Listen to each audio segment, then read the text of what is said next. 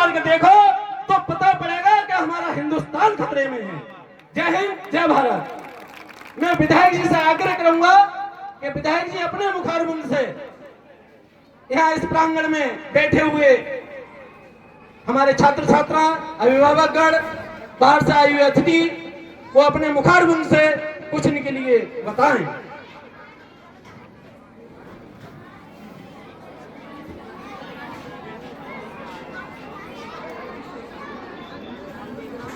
बहुत शुक्रिया प्रेमपाल यादव जी।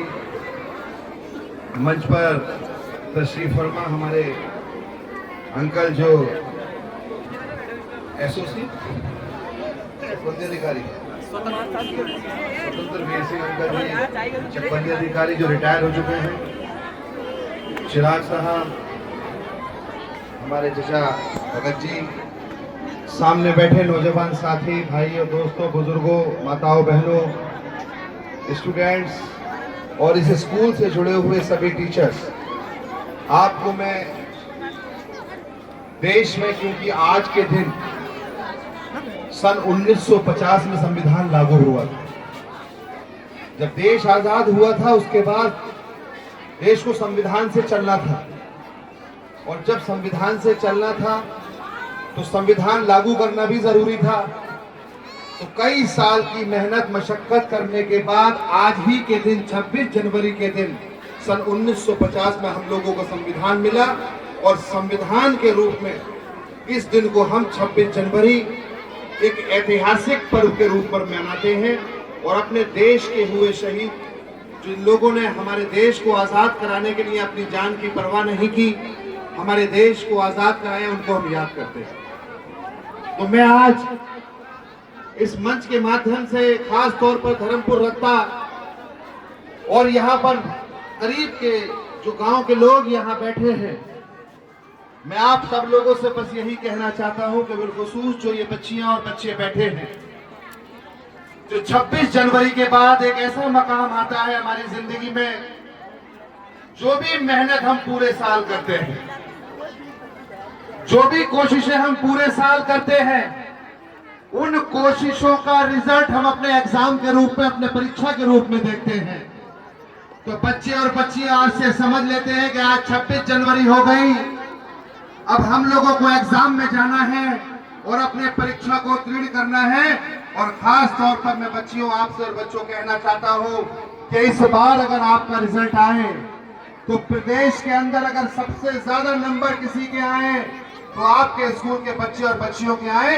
ऐसी मैं आपको दुआ देकर जाता हूं और आपसे गुजारिश कर जाता हूं, क्योंकि मेरी बहनों और भाइयों, दुनिया में तरक्की का रास्ता अगर कोई है तो शिक्षा का है। ये रास्ता हम लोगों को बताया हम सबके है दिल अजीज धरती पुत्र मुलायम सिंह यादव साहब। माननीय नेताजी ने हमेशा ये कहा कि तरक्की का रास्ता शिक्षा का है। नेताजी ने कहा कि चाहे रोटी कम खा लो लेकिन अपने बच्चे और बच्चियों को पढ़ा लो, क्योंकि उन्होंने अपना जितना भी राजनीतिक जीवन शुरू किया तो एक शिक्षक के रूप में किया। उन्होंने अपनी जिंदगी का सफर एक छोटी साइकिल से शुरू किया, सैफई गांव से शुरू किया, और वो सिलसिला ऐसा सिलसिला चला कि उनकी शिक्षा के स्तर ने उनको आगे बढ़ाया, उनकी सोच ने आगे बढ़ाया। आपको देखिए कि चाहे भारत ही नहीं, उत्तर प्रदेश नहीं, सैफई नहीं, सारी दुनिया में माननीय नेताजी के नाम के आगे नेताजी का नाम लगा, और उन्होंने हिंदू और मुसलमान, सिख हो या ईसाई, सबको सम्मान देने का काम किया, और उनके नाम के आगे धरती पुत्र लगा, जिनका नाम मुलायम सिंह यादव साहब। आज उनके बेटे, हम सब के हर दिल अजीज, युवा दिलों की धड़कन अखिलेश यादव साहब,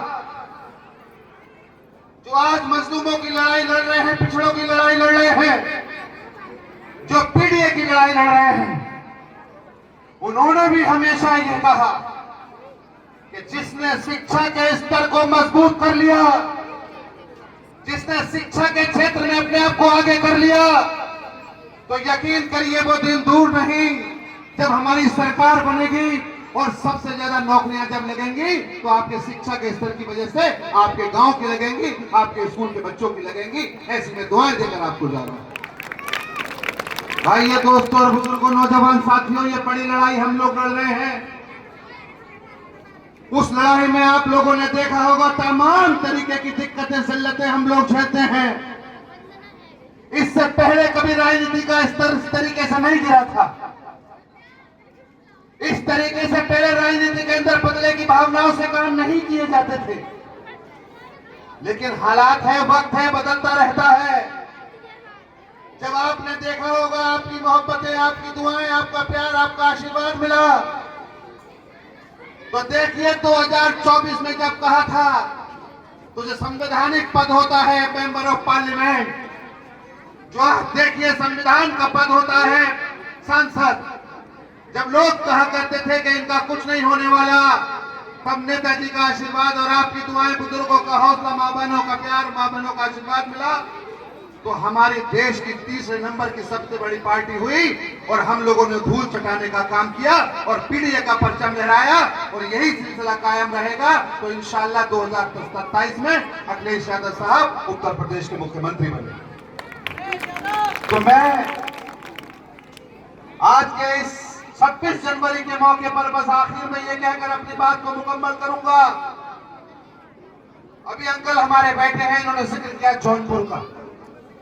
26 जनवरी के दिन माओ बहनों, अपने दिल में यह अकीदा लेकर जाओ, संकल्प लेकर जाओ कि संविधान जो है वो हम लोगों को जीने का तरीका सलीका सिखाता है। इस देश के अंदर हमारा हक दिलाने की बात करता है।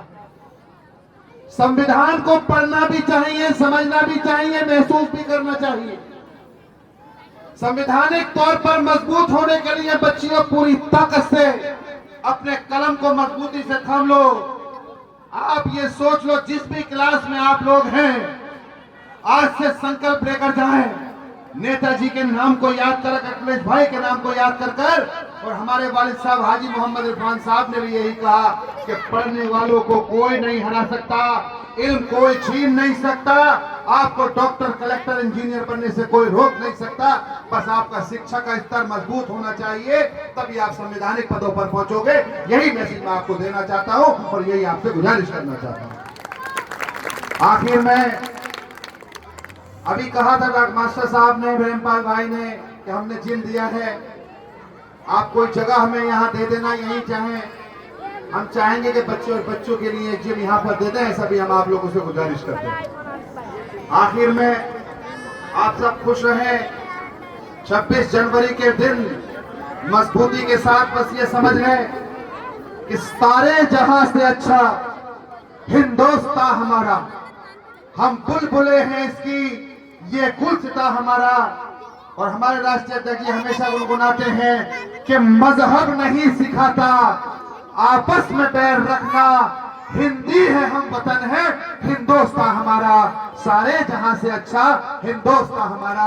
आप सब सलामत रहें, आप सब आगे बढ़ें, तरक्की करें, मजबूत रहें, शिक्षा के स्तर को आगे बढ़ाएं, अपने आजादी के मतवालों को याद रखें, अपने नेताजी को याद रखें, हमारे वालिद साहब को याद रखें, अपने आप को मजबूती से इस तरीके से आगे बढ़ाएं कि आने वाला वक्त हमारा है।